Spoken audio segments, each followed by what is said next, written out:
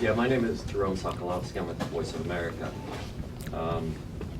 Forgive my ignorance, but I've always thought Sharia was a body of Islamic religious law, much like the Jewish halakha, governing people's personal affairs. So I'm wondering, what is it in your view? What is Sharia, and why specifically is it a threat to our country? Let me invite an expert on halakha to join us and address this precise point. David Yerushalmi. Thank you, Frank. I've in fact written a short essay. Please. Sorry, I've written a short essay on this very point because it's been raised. If you're saying that Sharia is the threat doctrine of the enemy, so how do you distinguish it from Jewish law, halakha, or Catholic canon? Well, the answer is very, very simple.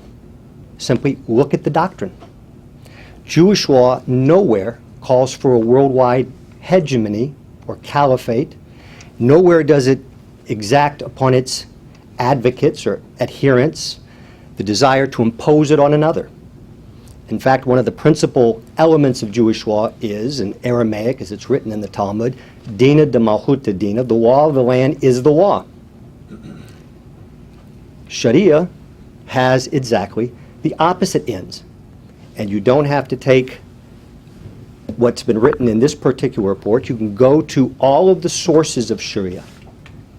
Reliance of the Traveler, going back to the early days of the development of Shariah, and they tell you the same thing.